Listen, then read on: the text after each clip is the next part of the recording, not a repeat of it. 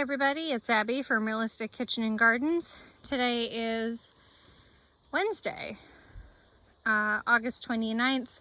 Doing this the night before my usual Thursday, just because it's been so blasted hot, and it's still 90 degrees at 7:30 p.m. So bear with me. Southern Ohio, grow zone 6A. I'm going to tell you, we've been having brutally hot weather, mid-90s, which is unusual here.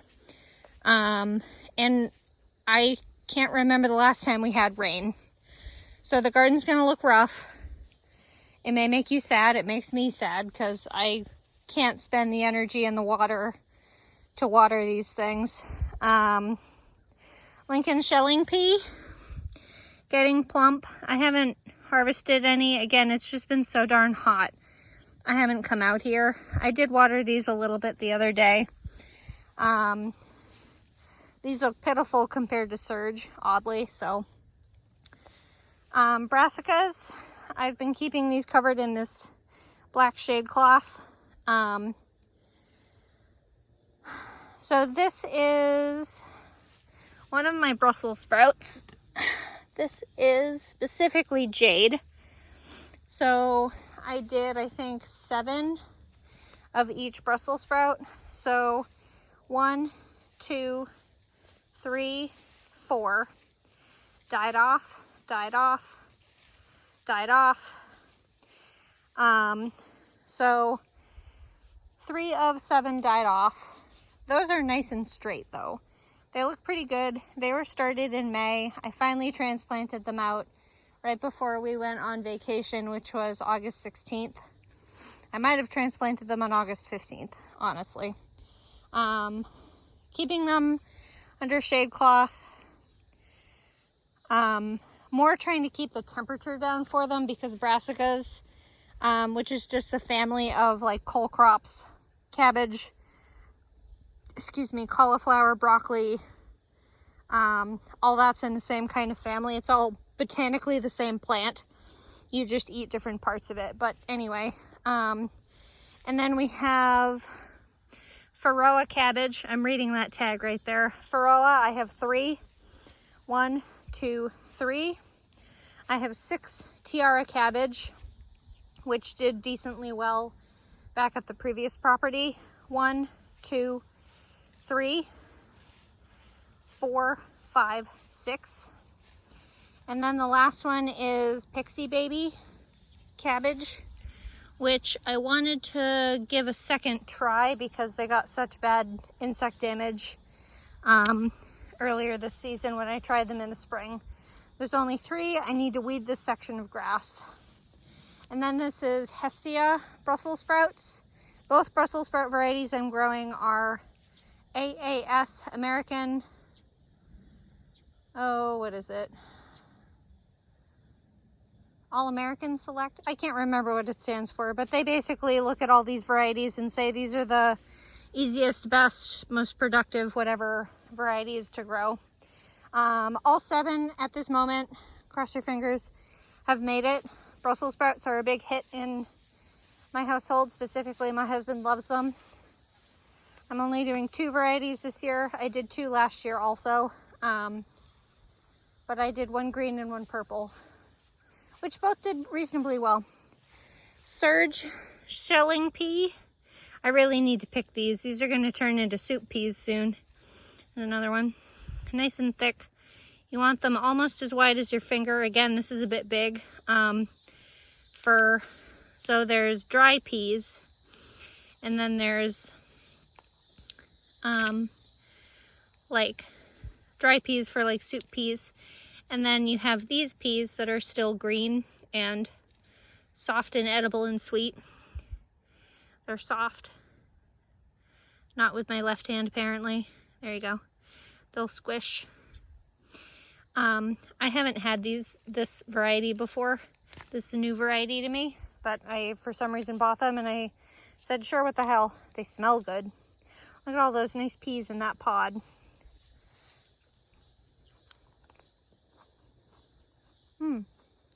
Considering the heat, these are nice and sweet. And you don't eat the pod because they're fibrous and not worth it. Those would be excellent peas in the freezer. Those are so sweet. I need to pick these. There's a ton of them ready. Maybe I'll pick those tonight before I go in after I finish recording for y'all. And then going backwards down B, which is my second fall brassica row. Blue ribbon broccoli, attempt number 2. They were just about done in the summer, right when we had our first 90-degree heat wave. So I harvested what I had and just took what I got. So blue ribbon is from Gurney's. It's a hybrid that is supposed to be a very, very large head. And they require 3-foot spacing. So here we are, 3 feet. I don't know if they really need that, but and then this is where it's going to get hairy because I labeled my things going that way. So there's 2. This is Bravado broccoli, which is another, or 3. 1, 2, 3. This is another heading type broccoli. I don't remember if it's an heirloom or not.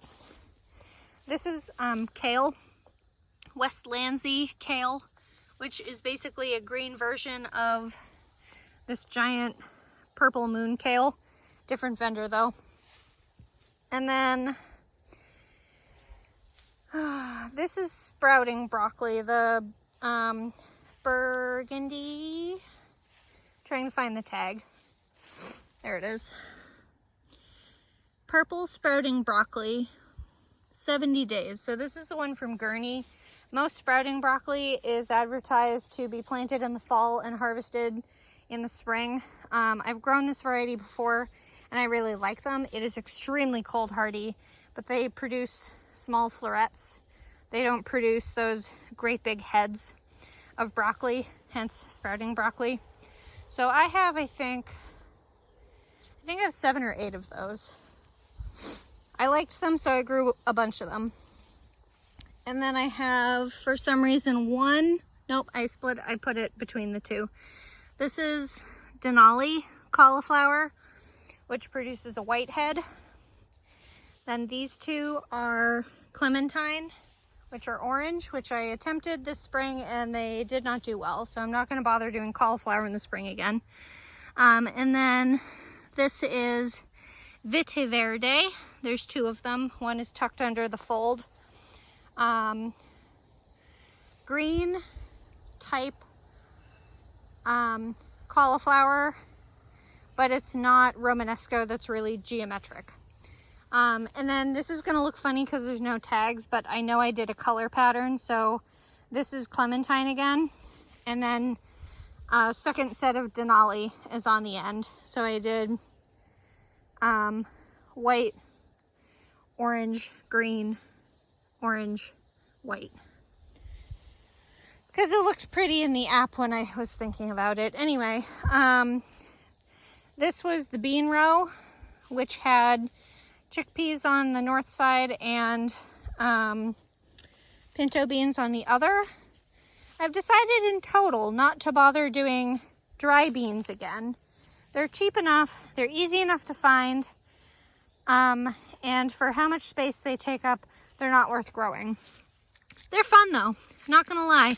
I really enjoy sitting in the kitchen and just popping these beautiful things open and into a jar. It's very, very, very satisfying, but I don't need to do that, and I can use the space in my garden for better reasons. Veller bush bean, seeding 1. You can't even see that on screen. Seeding 2. I have not watered these.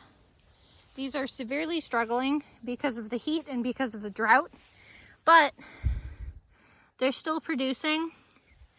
They're beyond productive. The term abundant may cover it. I'm not expecting this to actually, this second set to actually, well, Butter my biscuits and call me granny. I don't know. They're fruiting. They've flowered and fruited. You're gonna be very sad though. I mean, they haven't had any water. They only have whatever water's been in the ground, and there really isn't any water in the ground because it's clay. You need a hardy plant to grow, just to say I grew it. Beans. We've talked about this row. This is my original spring brassica row. It is put to bed. I will say that I did a decent amount of dramatic rearranging for next year's garden. And I'll have to address that in another video because I don't remember anything off the top of my head. If you always see the covers, the row covers on my brassicas and wonder why the hell does she bother doing that? That must be a pain. It is a pain. But otherwise my plants are going to look like this. So this is purple moon kale, which originally was doing great, but now it's covered in all these like egg cases and caterpillar poops, and it's shredded beyond even thinking about eating it. These were started in the spring. They have tolerated the heat, no problem. Does not care. Excellent variety. It's quite cold hardy too, and deer love it. Haha, ask me how I know. Will grow again. We'll need to protect though. And then tomatoes. Everything's struggling. Everything's gonna look like shit. It's the end of the season.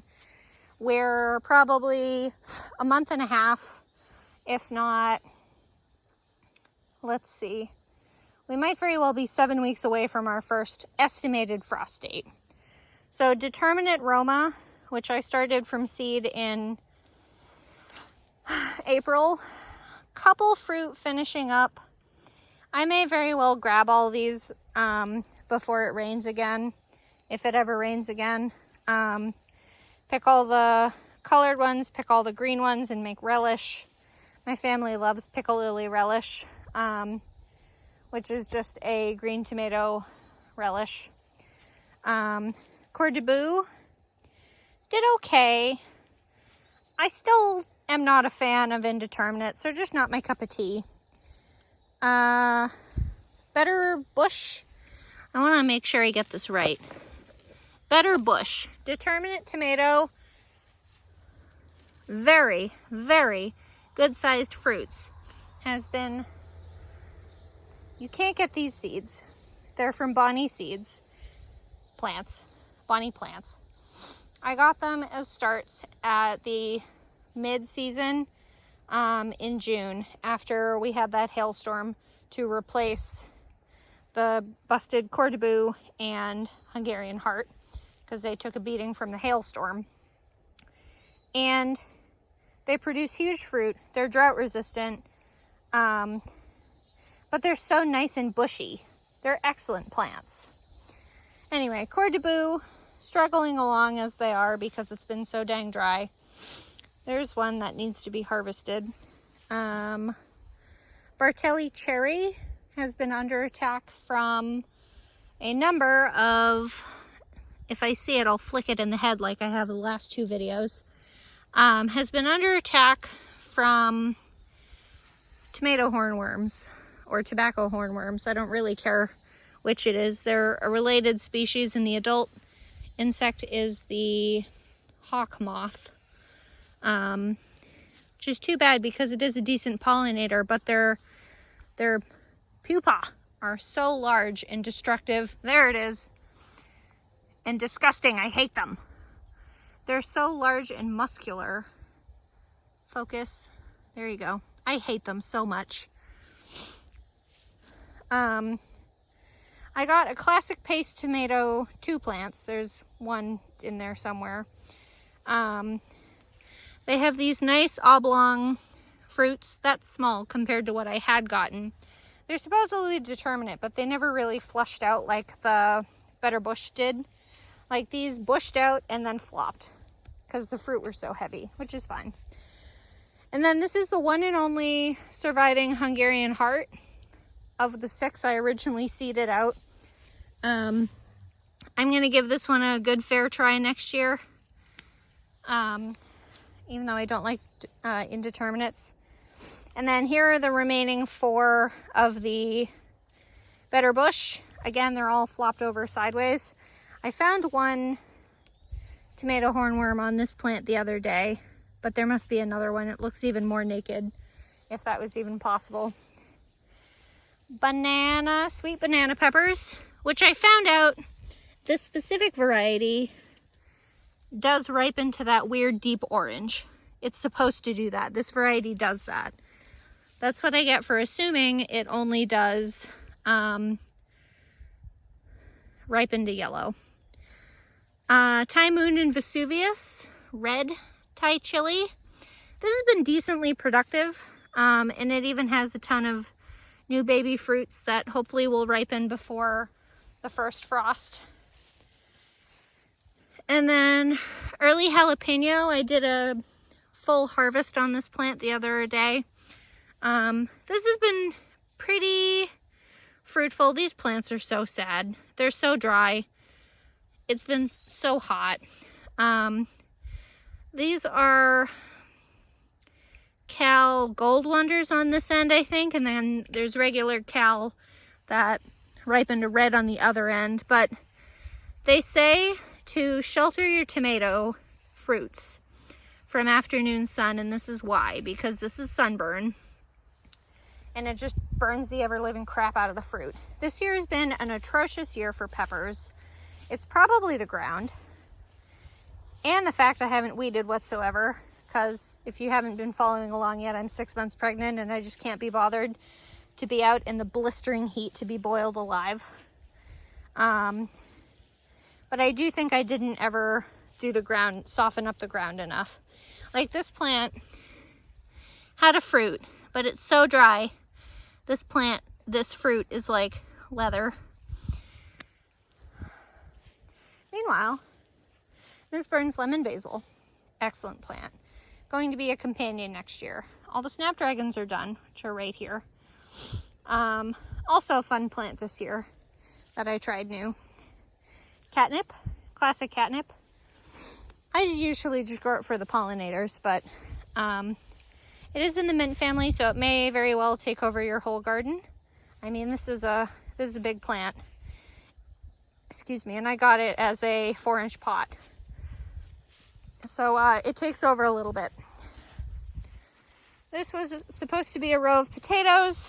I am 95% certain all of these potatoes are dead and rotted and not going to fruit, and I'm not mad about it.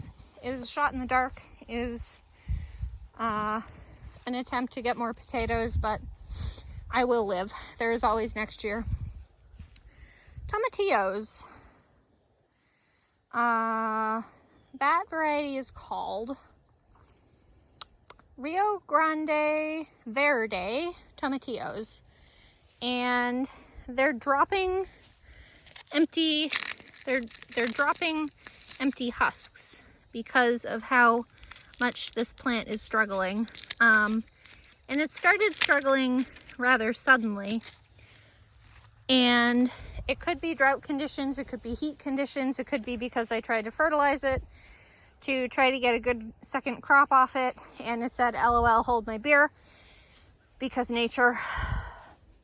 We're not talking about the celery. I've talked about it enough this season. I did find out that celery, of all varieties, is biennial. So like carrots, you seed it 1 year, it does its thing. You let it go dormant over winter, it comes back, and then it'll go to seed. Second year, biennial, 2-year life cycle. So I was hoping it would just produce celery seed this fall, but that's what I get for not knowing what I'm talking about. So we'll see if there's anything worth harvesting anytime soon. This plant looks pretty good, all things considered. But Utah tall celery. And then this was where the carrots were in the spring. There is a ton of grass. This is the one and only conservor shallot that I had survive. And it's amusingly starting to bulb up. So we'll see how big that gets. I started the seed in January or February. Didn't transplant it until May, which was when it was supposed to be well in the ground and almost ready to harvest. So it's a miracle. And then I have abandoned these zucchini, although apparently it doesn't care, because I'm fairly certain, so this is spineless bush zucchini. I'm fairly certain it is developing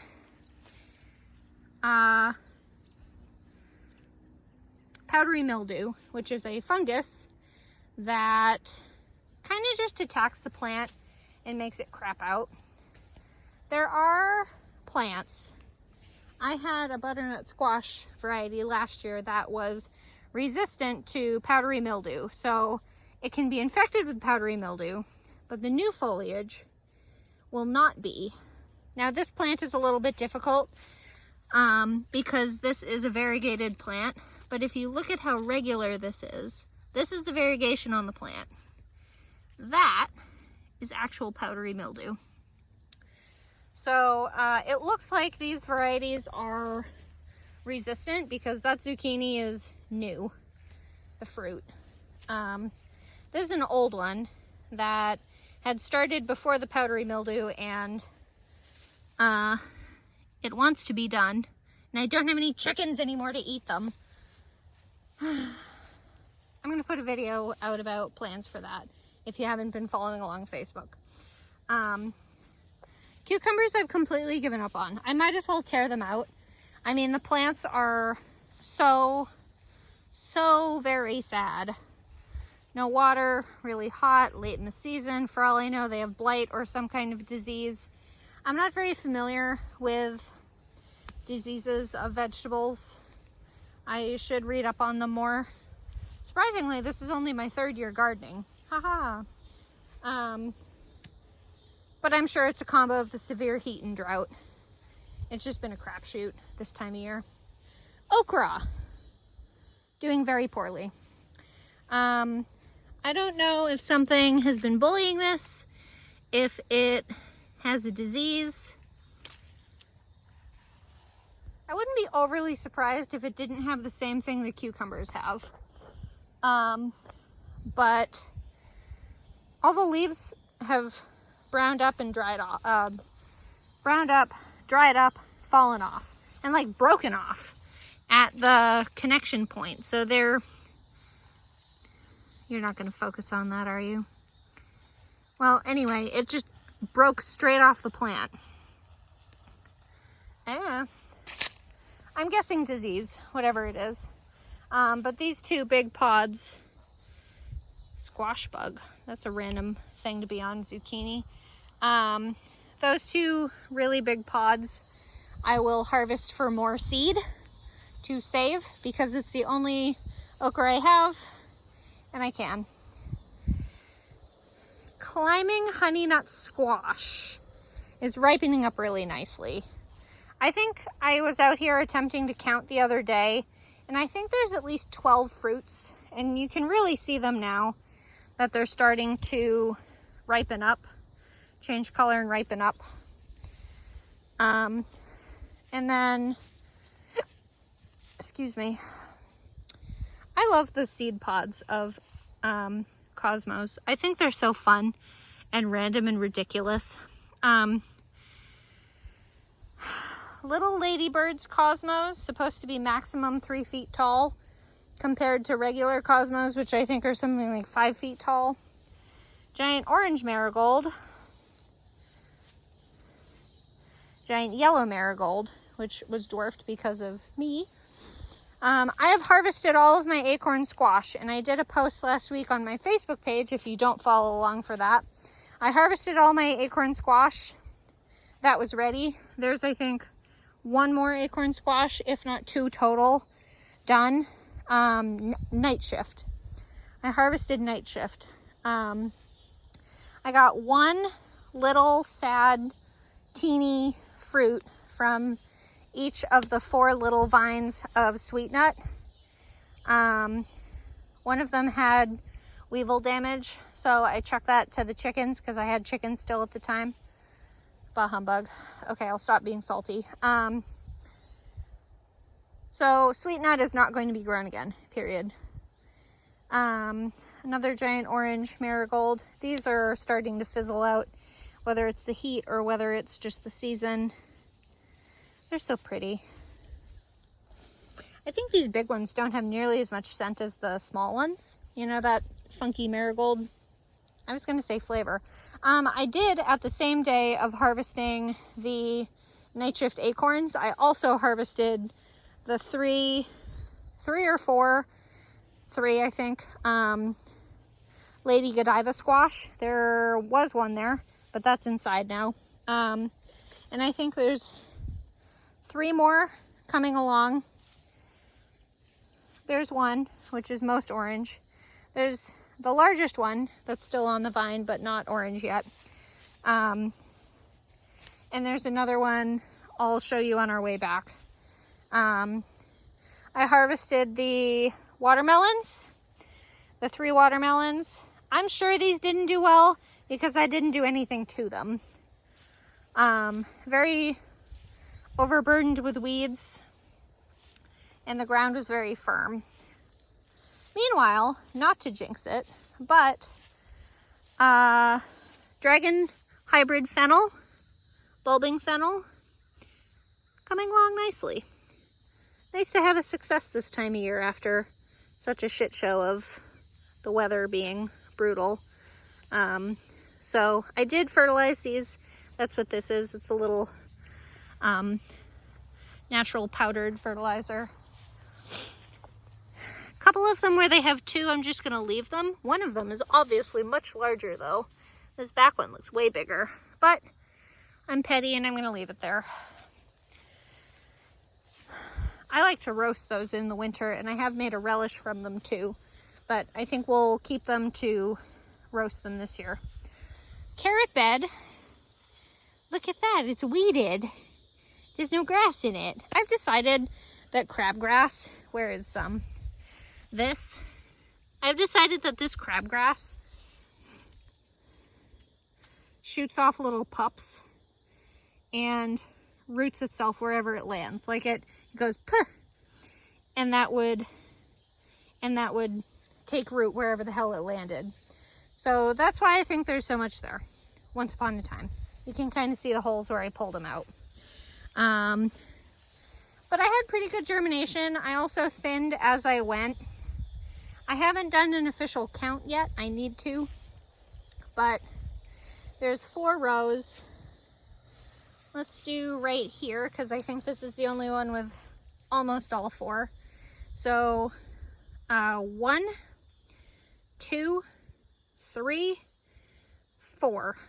I was standing on this side when I weeded, so I need to stand on that side the next time I weed, because I had to pull back all the creeping bits. So if every single seed had germinated, I probably would have had over 700 carrots. Oh, it's a grasshopper. But the goal is at least 350, which would be 4 this way and 30 feet that way, which did not germinate that way, which is fine. Plants have changed. Oh, before I do that, Thalia dill. Haven't watered it enough. Dill hates the heat. I'm surprised this is still even here, but it's obviously not happy. So, plans have changed for this chunk. The onions will not be here. I forget what row they're going to be in, but they're not going to be here this fall, the overwintering onions. To be discussed further later, because I really don't remember what row it's going in.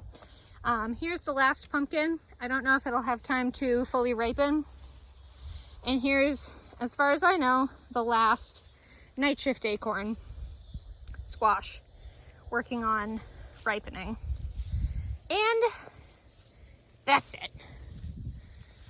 I need to go cover up all my brassicas because cabbage worms are the bane of my existence.